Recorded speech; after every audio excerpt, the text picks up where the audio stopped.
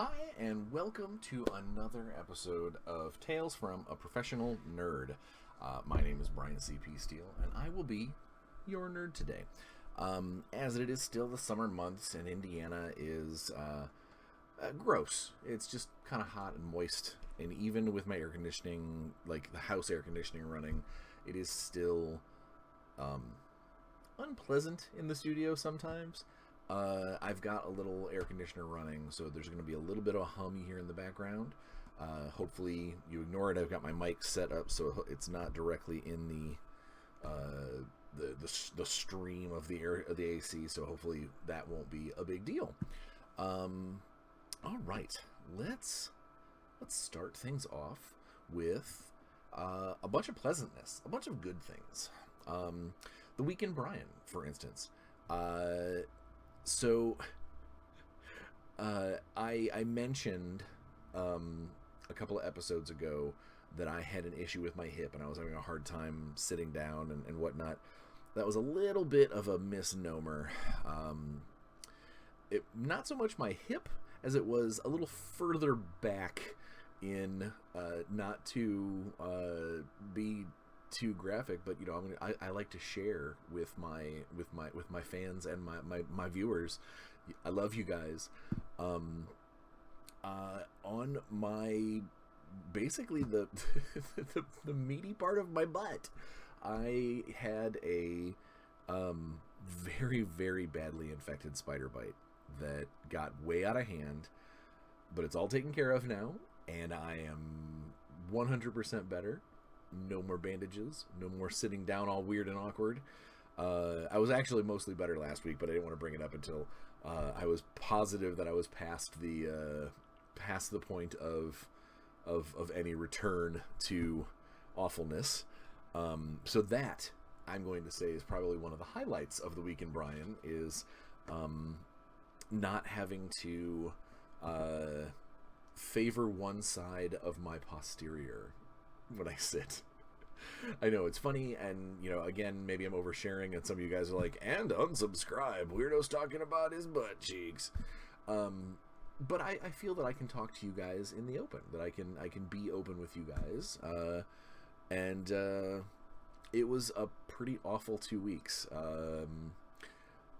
One of these days I'll probably go on, and in fact I think I may have done an earlier episode about how the fact that medical issues are the bane of a freelancer, because we don't have health insurance. We have to try and buy it from outside sources, which makes things very expensive when we get sick, and a lot of times most of us coast without it as best we can,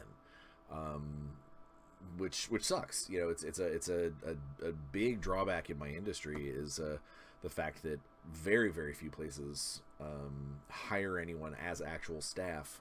More often than not, they almost always hire as an independent contractor, and then you are just to take care of your insurance on your own. And because the American health insurance system is frankly garbage, it costs more than what some job. There's instances where I would basically be working for free just to pay for insurance, and that's awful. So, long story short, I'm better now, and not out the thousands of dollars that it would have been if I had to go to the hospital to take care of what was probably nearing a sepsis situation. Which I hate saying that, because a lot of people are going to be like, you're an idiot. I've had to deal with infections and wounds and things before for many, many years. But it is, this was a particularly interesting situation. But again, I keep saying but, it makes me want to laugh. The Week in Bryan, that's a plus. That's a good thing. What else? I actually just a little while ago got off of a very cool phone call, Skype meeting with Alex from Resnova about some Warzone information, some stuff that we now that the game is officially going into. I think he said we have 11 playtesting teams which is awesome. So beyond what we do in house, he has assembled, and I guess with my help on at least one of them, 11 different teams of playtesters to make sure that this game is going to come together and come together right, which is awesome. But while we were talking, while we were kind of planning on how the playtests, what questions are we going to ask, what kind of feedback do we want, that sort of thing, we kind of dawned on this momentary, he came up with, he had an idea, and he was like, let me bounce this off of you. And not only was it a great idea, but it filled a gap where in my notes, my design notes, I had something that basically said, I need to figure out what to do with this, but I don't know what yet. And it was just basically, I was like, we'll wait until after playtest. In a worst case scenario, we'll figure something out, and do like a plug and play later on. But his idea was so seamless and fit in perfect with my little question in the notes that I mean, it's made a little work for me, because I got to figure out what to do with these sorts of things. But not only is it going to solve a problem that I was having that I couldn't figure out a solution for, but also it is going to help make the game itself feel, or rather, it's going to make the individual factions feel even more like themselves from old games, without adding, just piles and piles and piles of new rules. It's awesome. It's a super cool fix. And although Alex and my meeting went well, that was probably the highlight that came out of it. It's a very cool facet to the new Warzone. I almost just said its name, which I have not been cleared to do so yet. Sorry, guys. But I seriously almost just dropped that out of accident, which would have, I'm sure that it would have, there's a Facebook thread on one of the Warzone forums, or on one of the Warzone Facebook groups that has a name the guess, or guess the name of the new edition of the new game, and that would have obviously spelled the end of that. And I'm pretty sure, last time I checked, no one has got it yet. So there we go. Let's see what else. Been working on the Shadowrun novel. That's coming along a little faster than before. Definitely dipped some words into Spycraft. The new Spycraft is shaping up. Alex, I don't remember Alex's last name. In all of my stuff, he's Alex Crafty. Alex Flagg. He's the obviously the mainstay designer for the game, because he's been with that company forever. Spycraft is a huge part of or rather, he has been a huge part of Spycraft since the very beginning, 20 years ago. And it's really it's really up down to, like, he's kind of the driver of the bus. I'm helping keeping the passengers in line, so to speak, and making sure the GPS works. But right now he's really kind of at the wheel, and the stuff that he's cranking out, and the stuff that he's helping me create to help flesh out what we're doing. I think that's going to be really cool. I know that there's true modern role-playing games out there where it's not hard sci-fi or guns and sorcery or anything like that. I know that there's not a whole lot of those out there in the world. I really do think that this one is gonna make people like I'm excited for people to see this when it gels together. I'm also excited to hopefully get a chance to play or run events or something like that at conventions when we eventually have conventions again. But either way, what's coming together with the new Spycraft is it's tight. And if you're a fan of the old spycraft, or even if you're just a fan of like the spy espionage genre, first off, watch MySpace, but then also keep your eyes on Crafty Games. They not only are they coming out with cool stuff that's not spycraft related, we are going to start, I'm sure, starting to trickle out some information and give some people some hints and tips as to what's going on. But when it becomes a situation where you can get involved, if you are at all a role player and you want to have an opportunity to play a really cool like tension driven spy movie style role-playing game, the new Spycraft is going to be it. So I'm saying that now, and I think that you will thank me later when that happens. Let's see, what else?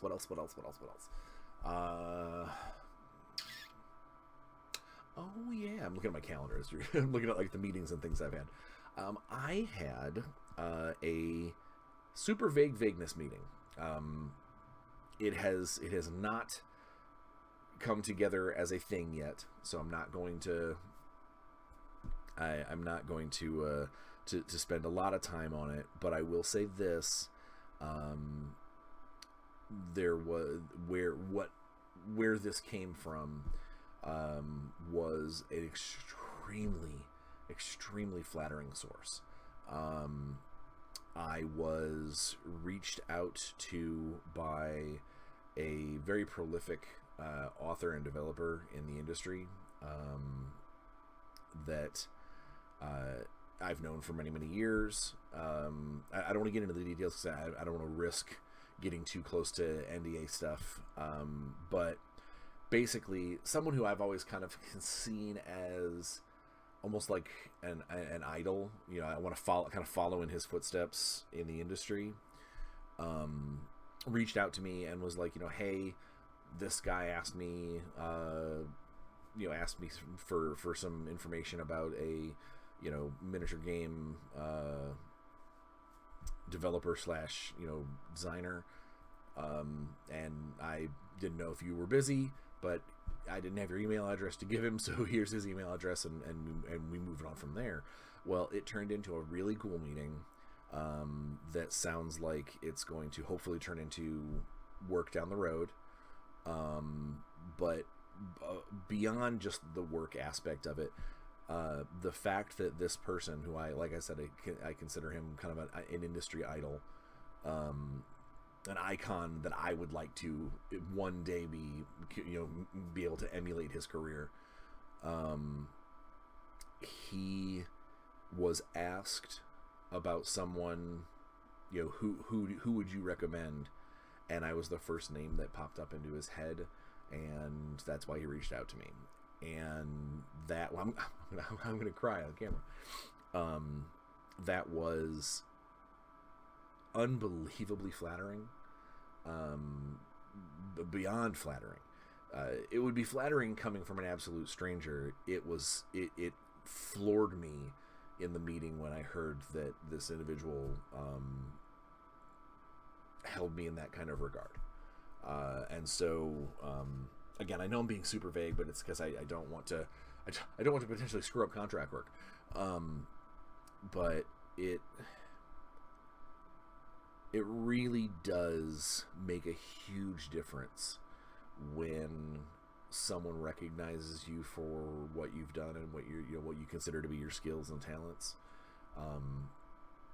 It makes it all that more important when it comes from somebody that you really do believe to be one of the best in the industry. So that happened. And I came out of that meeting, and not only was the meeting good, but it was just like, I was like, oh my god, I had to go tell Natalie immediately. I was like, this is what this person said about me. Which is funny because the meeting was good, and it was an awesome situation all around. But that little tidbit of information, I was like wearing it like a bow on my head for like an hour. I was just walking around on cloud nine, like. Let's see, what else. I have officially sent out. I mentioned my DMs Guild class path stuff last week. Maybe even the week before. I don't remember if I've mentioned it more than once. But it is official. They are all the class paths are written. The art is being done as we speak. I hope. I mean, I'm getting responses back from the artists, but either way, I'm hoping that she's slaving away at the stuff. But let's see what else. Oh, but yeah, the writing is done. It's already gone through a couple of playtest revisions. Like from people looking at it and judging it versus other class paths and the like. And it's I'm getting a lot of good reviews, good critiques too, like some changes here and there, things that someone has pointed out, be like, maybe this could be better at this level rather than this level. Can you switch these around? So I'm really excited. But in that frame of thought, one of my close friends started up a Roll20 D&D game last Friday, and we were going to try and play every Friday night for a couple hours, just a kind of way to kind of ease out of the weekend, or ease out of the week, relax a little bit, spend a couple hours throwing some digital dice.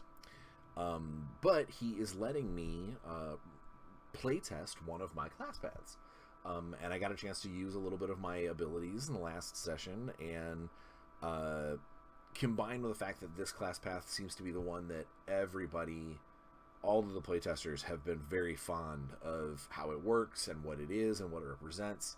I'm very excited. I am playing a Tabaxi monk from this deep dark this deep dark jungle area. And he started us off at level 3, meaning that we have a little bit of experience on our belts, but it also means that we got to go ahead and start on whatever class paths or whatever we wanted to be on. And so my class path that I'm playing is, I'm a Tabaxi monk that is on the way of rhythm and flow, which if you haven't figured out by the sound of it, it is a dance based, basically dance. If you've seen Jumanji, the new like with The Rock or Dwayne Johnson, Jumanjis, you'll know about dance fighting. That's what this is. It's basically it's a monastic path that's more or less based on like capoeira, or extremely fast tai chi.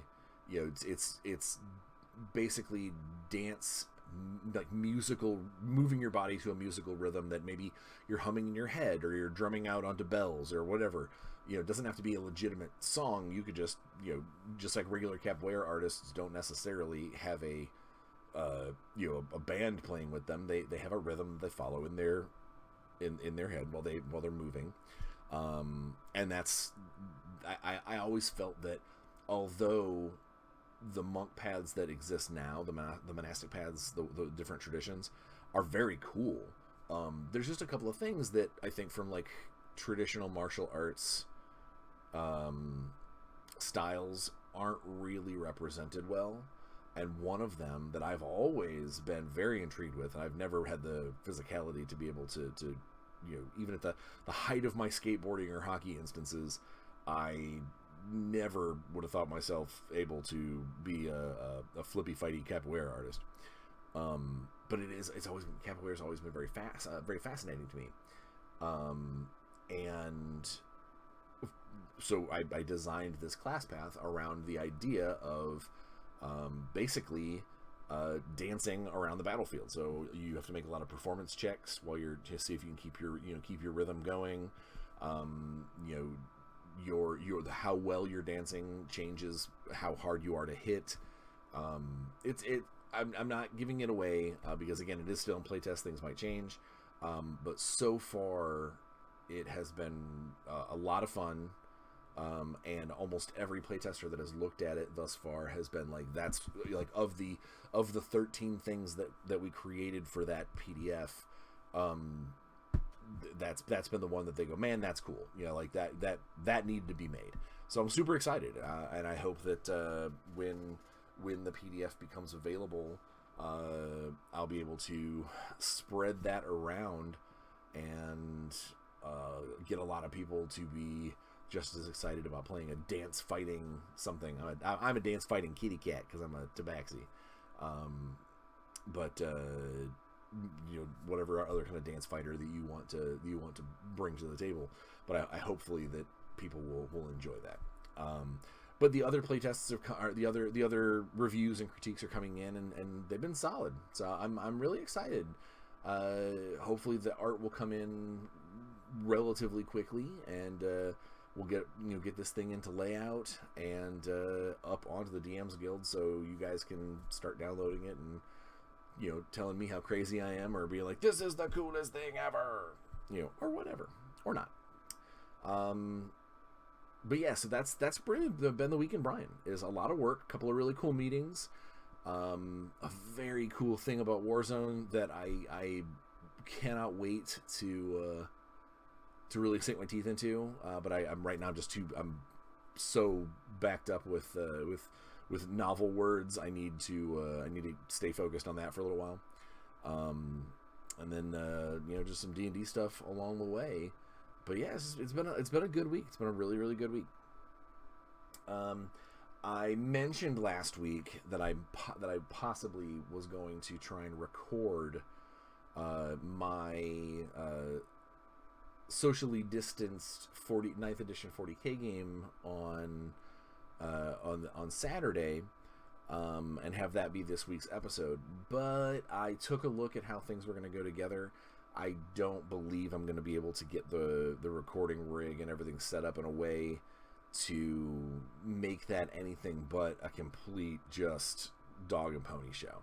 So I'll work on it, and I'm sure next week I'll probably tell you about how the game went, because we're still planning on playing. Just don't think I'm going to be able to record. I might be able, maybe I'll take a couple of pictures and show you some cool stuff that was happening. I don't know. We'll see. But yeah, that's pretty much the extent of how things are going here. Next week, hopefully, will be just as good. As I look forward to having things, kind of start to gel as things move along. Let's see. Between now and next episode, there will be one thing that happened that only happens once a year: my birthday. I turned 43. I turned 43 years old on this Sunday, on the 16th.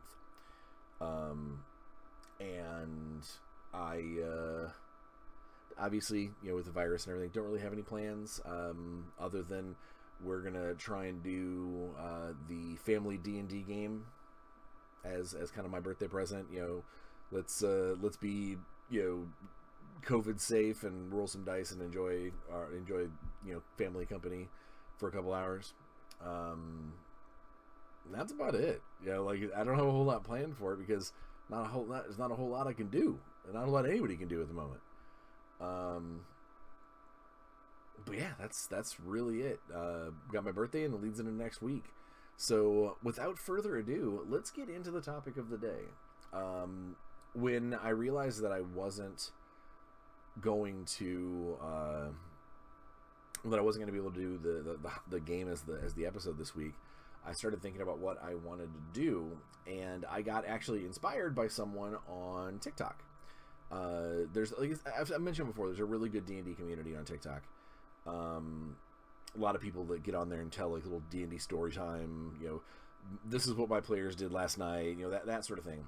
And one player in particular, or one DM in particular, I don't remember her name, but she got on there and basically said that she feels that she is giving her players too many cool magic items. And so that kind of sparked my interest in doing an episode of what kind of DM are you? Are you or game master? Dungeons and Dragons is very easy, to call, you know, the dungeon master, but I think you can, the concept can fall into just about any kind of game. And I say, what kind are you? Is that, are you a Santa Claus or are you a Scrooge?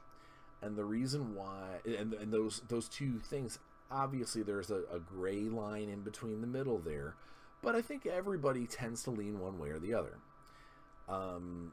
To give you an idea, so a Santa Claus DM is someone who gives their players everything that they want.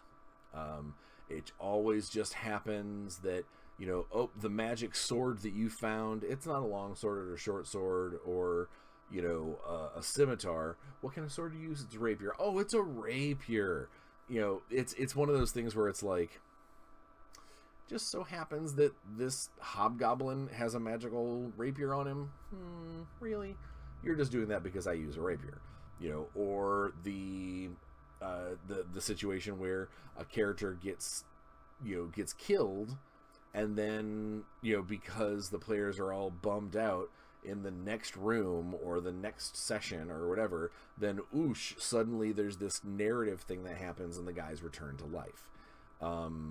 You know, Santa Claus Dungeon Masters tend to be all about the story, which is cool, but none of the challenge.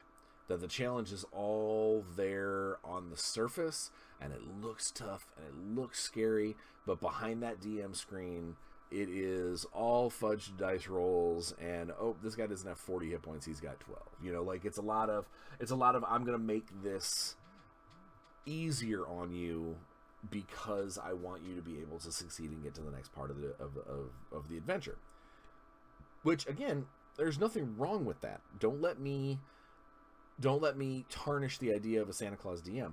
If that's the kind of game that you and your players enjoy, then do it. Have a great amount of fun. I myself, I'm a little bit more of a Scrooge. I tend to be a little more tight-fingered with magic items or specialist rewards, which that's what I count things that are like obviously aimed at a particular, you know, player. You know, like if you've got the you know, you've got a guy who, you know, his class or whatever religion specifically says that he cannot wear any armor that isn't made of organic material, and then of course like the first set of like really good armor that I find is hide armor. You know, that it's obvious that, yeah, someone else could take it. They could be like, no, the fighter needs the magic armor, but it was obviously designed and put into play to try and help out a particular character, or that character who is you know, since the very, you know, from the first session has been talking about how they want this as their animal companion. They want this as their animal companion. This is what they want as their animal companion. And then, you know, oh, we run into one of these things, so you can turn it into your animal companion. You know, that's kind of a Santa Claus sort of thing. Whereas a Scrooge is more or less kind of the person that's like, well, I want this game to be extreme. I want this game to be challenging. I want my players to be challenged, but I also want to make sure that they are working for every inch of, you know, narrative plot ground that they're taking. Is that, you know, you got to work it. And unfortunately, what ends up happening sometimes is if you're a Scrooge and you are not well planned, suddenly you find your characters in a fight with something that they can't hurt, or they get into a fight with something and it's like, oh man, I totally was going to give them, you know, an extra set of healing potions or something like that. And as a Scrooge DM, generally speaking, you don't just sort of hand wave stuff, because then you fall into that Santa Claus aspect of, oh, my players need this, so then they end up in a hard spot, and sometimes that's how TPKs happen. For the uninitiated, that is a total party kill. And not something that, in my opinion, I've seen dungeon masters and game masters that are like happy about TPKs. You know, they're like, yeah, I won. And it's like, you are the dungeon master. You can always win immediately if you want. You can just say the gods show up and you lose. that's not okay. That's not important. You know, it shouldn't be adversarial. It shouldn't be DM versus players. It can be protagonists versus antagonists. You know, your antagonists can be, you know, super happy that they won over the protagonists, but you as a person shouldn't be, because you set the stage. You're the one that makes it as hard or as easy as it can be. You are the one that chooses to be a Santa Claus or a Scrooge. And I do think that there's a happy medium. I think there's a nice place in between. And that's kind of what I wanted to talk about today, is sort of how to find that happy spot. And, you know, if you are going a little more by the book one way or the other, how to maintain that balance, so it's not just, oh, the numbers don't lie, you're boned, or, oh, the numbers don't lie, this adventure's too easy. I think there's a lot of ways that you can kind of tweak and adjust along the way. Again, I know we talked a little bit about this when we were talking about how it's easier to kind of freestyle a homebrew game than it is a booked game, because the adventures and stuff in a pre-published thing are weighted to a particular level or whatnot. But I think that's actually, there's a good amount of Santa Clausing and Scrooging when it comes to encounters as well. It's not just the rewards. You know, I could make sure that every encounter that you go through as my players is way too easy for you, and make it seem like, ooh, it was so hard. But then, you know, as the dice start to drop and the numbers don't lie, you walk right through them, and that's kind of a Santa Clausy thing to do. Or you got something to be like, all right, well, you know, it's not my fault that the party decided to, you know, not take good rotations and guard watch and whatnot. Time to eat one of the halflings, you know, or whatever. But I did wear a particular shirt from our sponsor today, because it reminded me of one really cool way that I have in the past seen and personally done in order to try and balance my own Scrooginess to the Santa Claus factor, and that is by making magic items. Not just using one straight out of the book, but making your own sort of minor magic items. For instance, like a shirt +1 protection from nakedness. Obviously a joke, but there is a part of me that's like, you know, making magical armor that is just clothes, enchanting a vest that gives someone +1 to their armor class could be very cool. You know, that could be a very neat thing to do. You know, not a super powerful thing, obviously, you know, and at the end of the day, it's still just clothes. But it could be a very neat, you know, the speaking of monks, monk might be like, sweet, something that adds to my armor class. If I'm wearing just clothing, it's not armor. Awesome, you know, that's something that could be beneficial. The barbarian, who generally wants to stay in lighter armors, might be like, this is going to help me, you know, maintain my fleet of foot badassery. So that's what this is. So Armor Class 10, my sponsor, this is one of their shirts, but it did inspire me to start talking about some of the things that you can do to give your players things, so as the players themselves, they feel like they're getting cool loot. I mean, because they are, but it's not, you're not totally Santa Clausing them, because you're not necessarily tailoring it to everything about them. You know, if your game has got like a super archer fighter in it, and the first time that they ever get real magic items, oh look, someone's got a fancy bow, guess who's getting that, you know, make it a short bow, you know, where it's not exactly what he wants, but it's better than not having a magic item. Or you alter the kinds of enchantments that these magic items have. Instead of the rogue being able to have a cloak that is like Cloak of Elvenkind that gives you, you know, all kinds of you know, stealth related benefits or anything like that, it's a cloak that only works when he's completely in like in foliage. You know, like so in a cityscape it's just a cloak, but if he jumps into a bush, boom, he's hidden. Or you give some kind of wand to the wizard or whatnot that is awesome. That he's got a charged up wand, but make sure don't make it a combat wand. Maybe it's just a wand of, not mending because that's a cantrip, but it's a wand that is a wand of create food and water. So it's a bibbidi bobbidi boo boom at a banquet. They might very well it's not as combat efficient as having a fireball wand or a wand of magic missiles, but it's still a magic item. They're still getting something cool that they didn't have before, and it still does a wondrous effect. These guys no longer have to pay for rations, so long as this wand still has charges.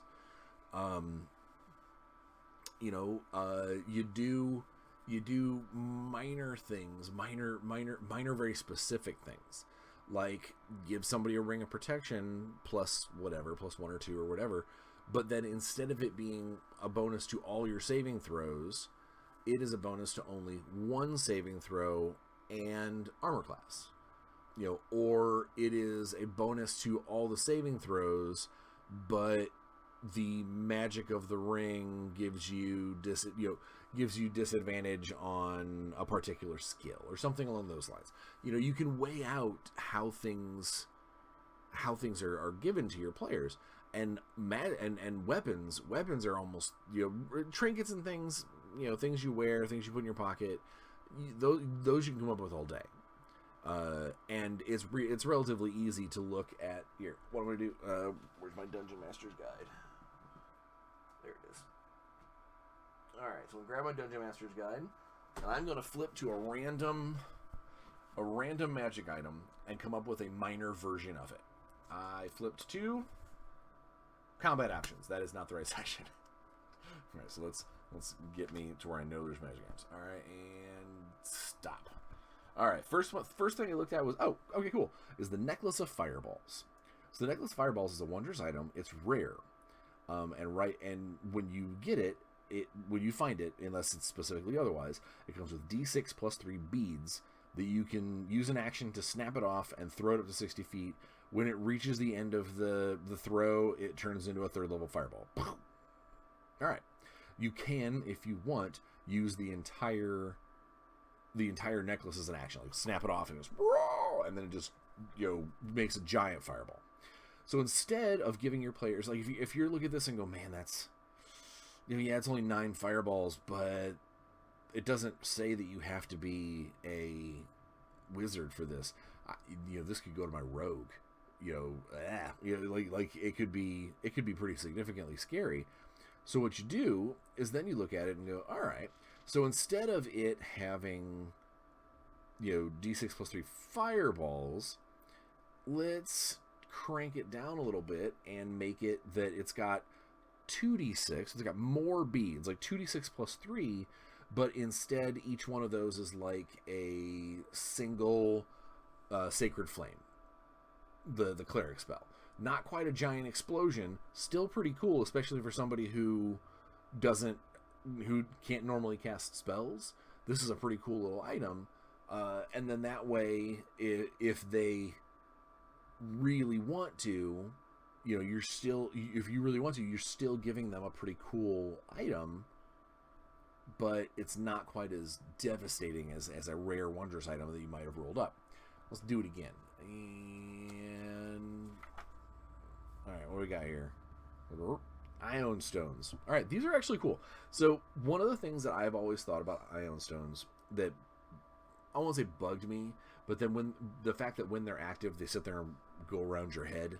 They swirl around in orbit around you, which I gotta say would be A, annoying, and B, super dumb, because these are expensive magic items. They're they range from rare to legendary, and if that's the case, they're worth lots of money, and these things are just spinning around your head. I sense lots of muggings. I sense lots, So unless there's a way for you to keep them from spinning around your head, which it doesn't say here that you can, it's a target. It's something for someone can like grab it from you. They can snatch it out of the orbit if they roll really well, and that's yuck. So instead, what I would do is, let's say, all right, here we go. You've got there's the Fortitude, the Fortitude Ion Stone. It's considered very rare. Your Constitution score increases by 2 to a maximum of 20 while this pink rhomboid orbits your head. So what I would do is I would make it so instead of this Constitution bonus +2 is maybe give them that have this item, this like minor ion stone that doesn't swirl around your head, that maybe you wear all kind of necklace, or you've got to have it like touching your person, so you tie it, you stuff it in your bracer or whatever. But then maybe it gives you D4 temporary hit points after every short rest. So it's not quite as powerful as a straight up ability raise, but it's still beneficial. And you are giving them something relatively unique. Yeah, it's kind of a lesser version of something that is possibly found everywhere, but you're doing that for your player. They've got this neat thing. You don't feel like your player is getting this huge boost, but they are getting something. Everybody wins. Where I think things have the most potential are weapons, because weapons can be made out of different materials.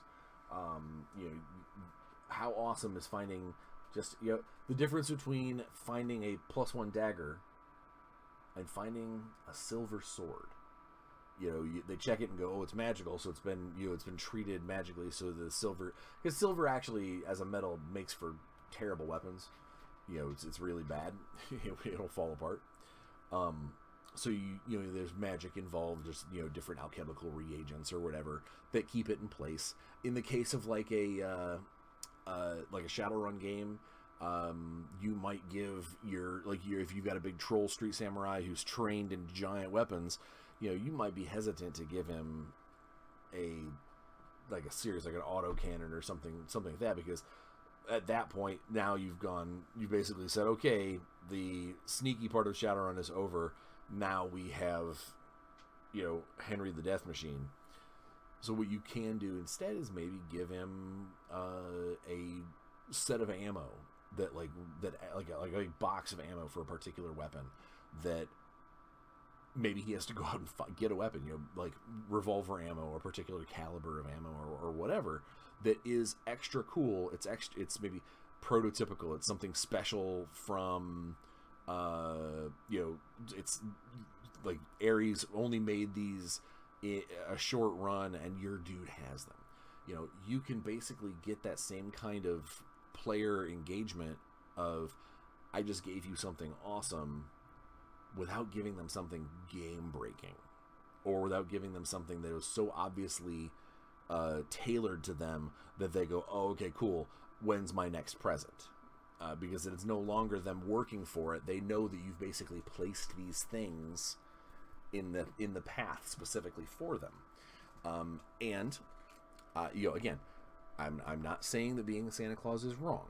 What I'm saying is I am not a Santa Claus game master, and it is very hard for me sometimes to watch other games that just give everything away all the time, and there's no challenge, and characters are fine, and it is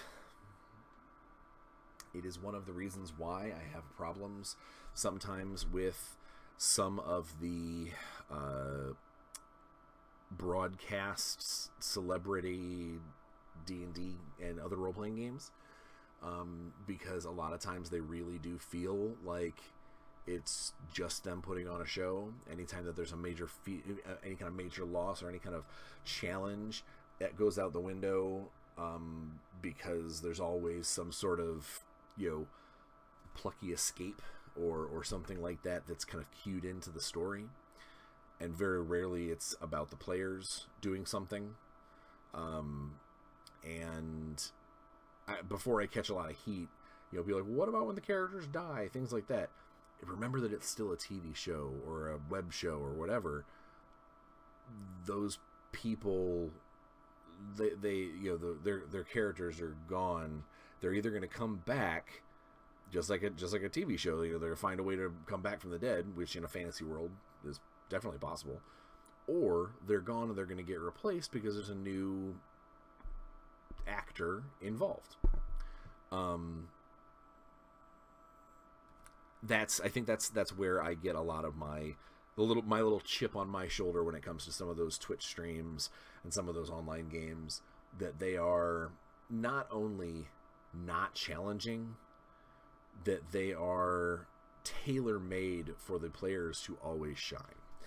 And the only time that they don't is when it is kind of a scripted moment for them not to. Call me a cynic. But I've got something stuck in my eye. Speaking of cynics. What was that? I have a cynic in my eye? Man. All right.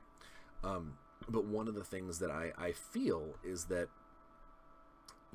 I've mentioned this in past episodes, that you've got to challenge your players.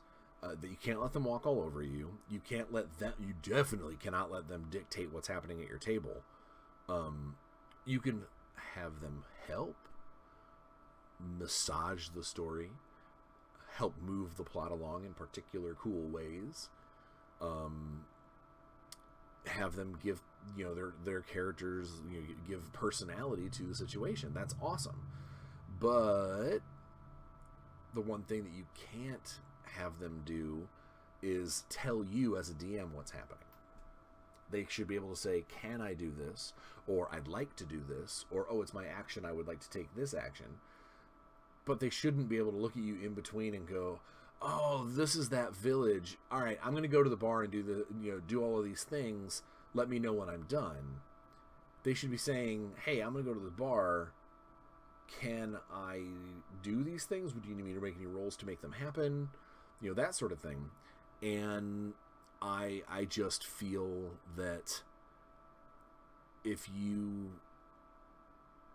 your players realize early on that there are very little consequences to what they do, and they're just going to keep getting all these rewards and these special magic items and new equipment and contacts, and oh, now you're friends with the king, and or whatever, you will lose the element of danger. And that element of danger is one of the things that keeps a lot of players from doing stupid things.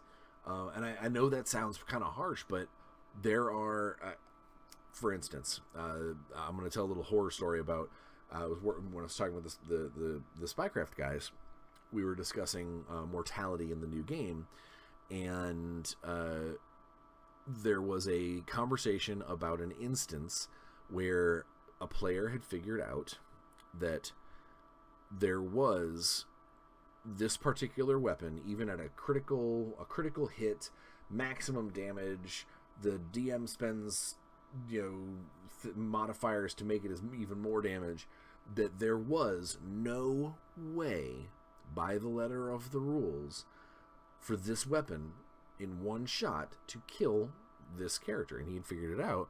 And so what he would start to do is use that particular weapon that he knows there's a 0.000% chance of it killing his character, and he would, for intimidation factor, shoot himself in the head and be like, this is how crazy I am. And just like everybody's favorite idiot comic book character, Deadpool, who does the same stupid things, it totally deflates any semblance of seriousness or challenge to the area.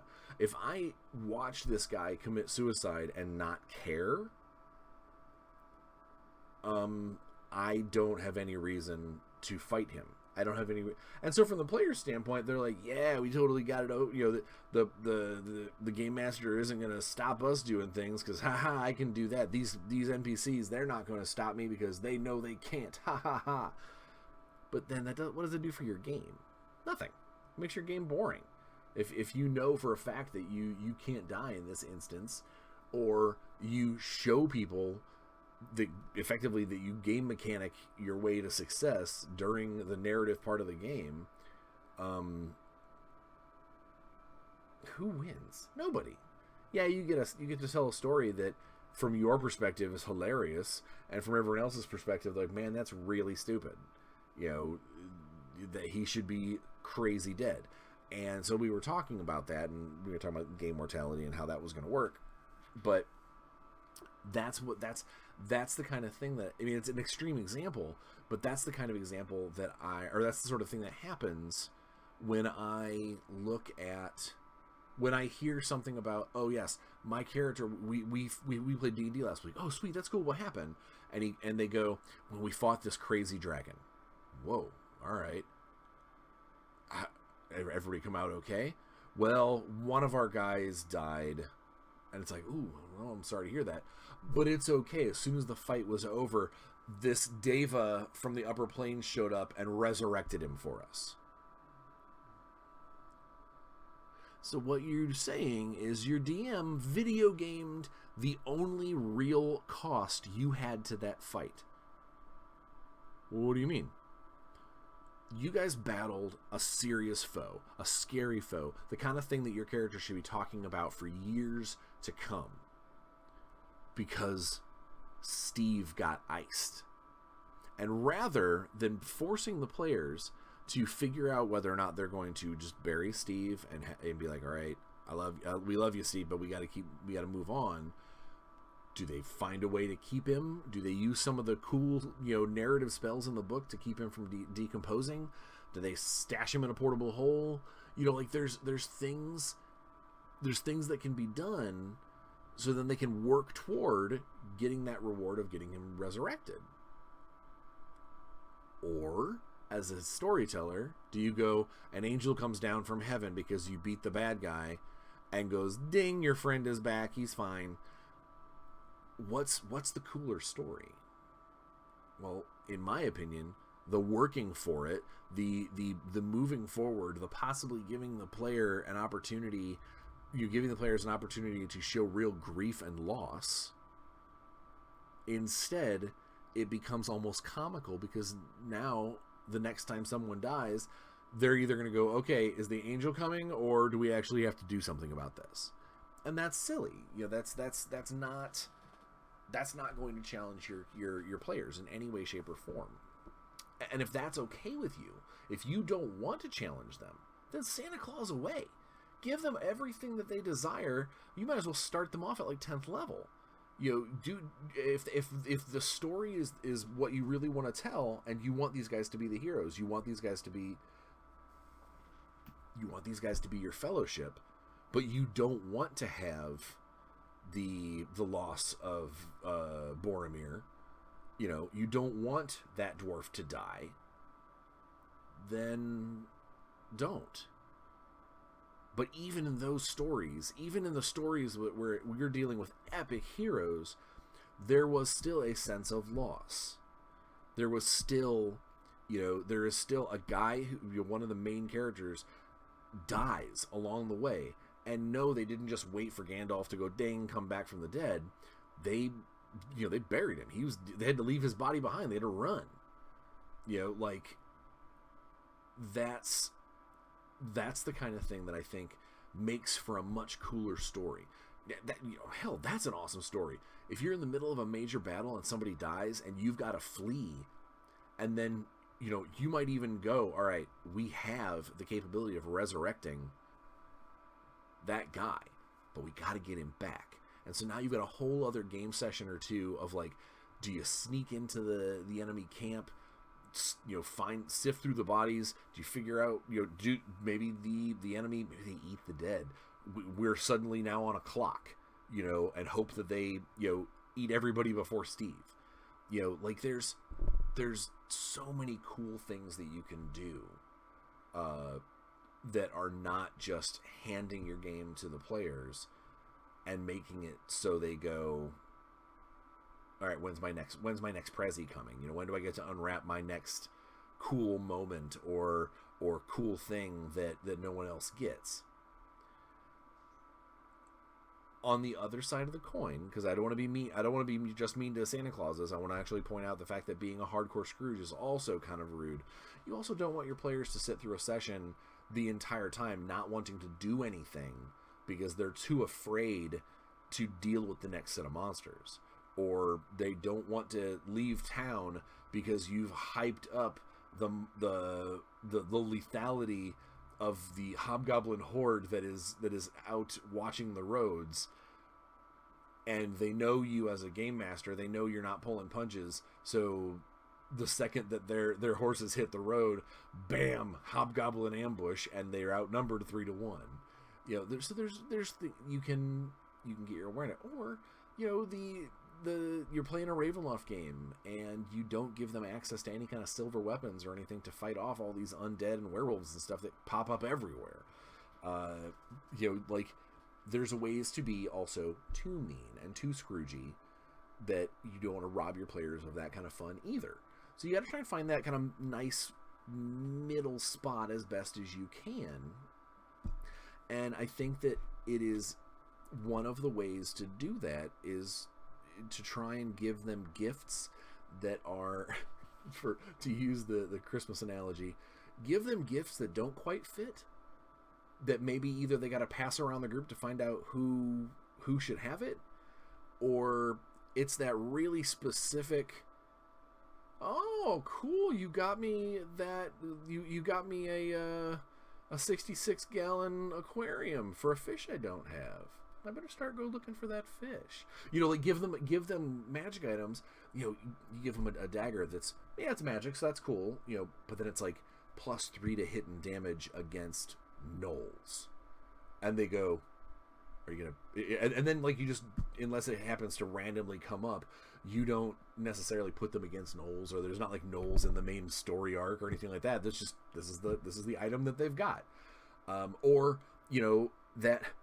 You give somebody a quiver of arrows that every arrow that comes out of the quiver automatically lights on fire. That's cool. So you're doing like D4 fire damage because fire arrows are cool. But it also means that you never reclaim any of your ammunition. And make it even non-magical fire.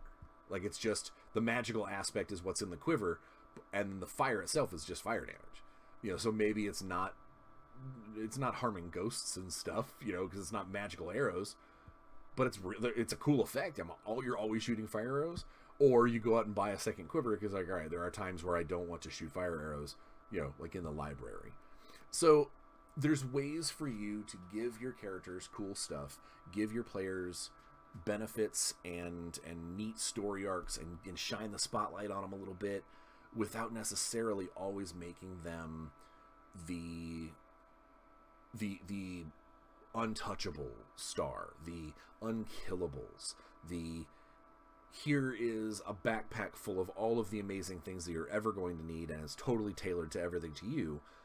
Just like there's a way for you to not run an adventure or run a game or a Shadowrun mission or whatever where they get nothing, and it's all just pain and torture and combat and sweat, blood, and tears for them to get up and do it again the next day.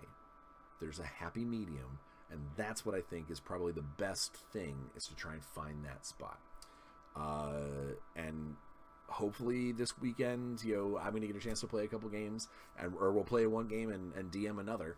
Hopefully I'll be able to find that spot for those guys. And it'll be a super fun, happy place. And hopefully in the game where I'm playing my Tabaxi Dancing Monk, that, you know, everything falls together and the game comes and it feels challenging and rewarding at the same time. Because that's really all it's all about. Is because, again, you want to have fun. And I don't want to leave you guys with me thinking that, like, I'm looking at you and saying, this is how you have to run your games. Obviously not. You do whatever you need to do. you throw your player's handbook away and run your own D&D using nothing but hand signals if that's what you want. That's up to you.